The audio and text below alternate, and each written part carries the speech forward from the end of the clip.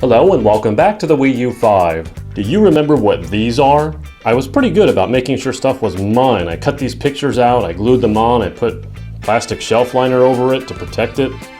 I'm actually still that way. A lot of you might have noticed my gamepad has a custom satin matte finish skin on it. What can I say? I like knowing it's mine and not vanilla.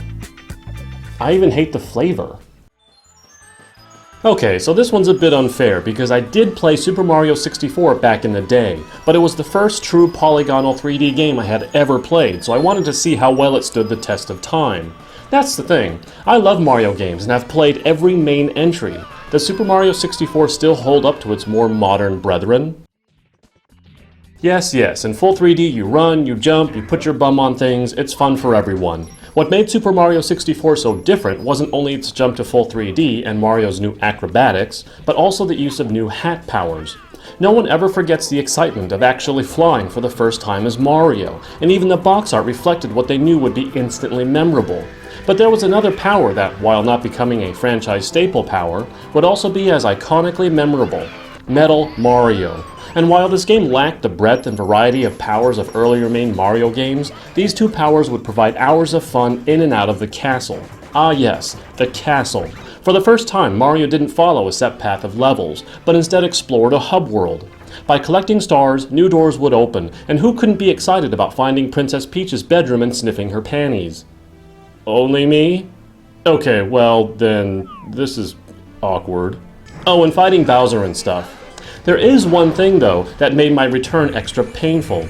Not only did I not find that secret room with Princess Peach's panties that I might or might not have thought existed at the time, but having played more modern entries, Mario actually felt rather clumsy.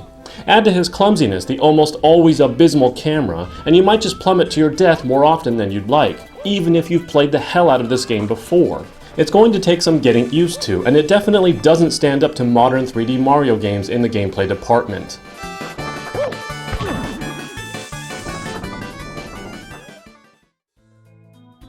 With just 15 main courses, it admittedly seemed a bit light on content, even during its time compared to previous main Mario games. However, the wealth of things to do in a level obviously dramatically increased playtime per level, forcing you to return to the level to do different things.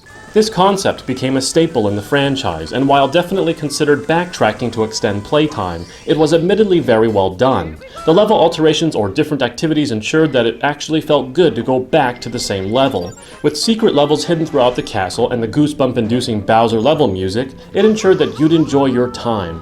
While I clearly went for clearing the game then collecting all the stars, it was a new addiction for completionists to explore every nook and cranny of a level to get all the stars.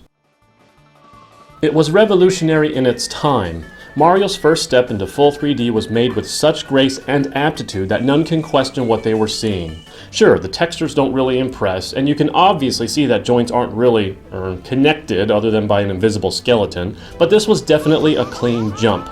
This move into full 3D, as mentioned before, allowed Mario to truly fly for the first time, and it was a fleeting feeling to know that in some cases you could skip all that running and jumping rigmarole and get right to the star. When the world is so expansive that you could not do Mario's most iconic design choices to achieve your goal, it truly set a benchmark for the word new. But here's the real beauty. They didn't just step up in bringing Mario to 3D, they stepped up the music. Some of the most iconic tunes come from Super Mario 64, and rightfully so. The music still sang to my ears all these years later. Sure, I'll rightfully admit that Mario doesn't handle nearly as well as his modern iterations, leading to some obvious frustrations, and that camera is still as annoying as it was then.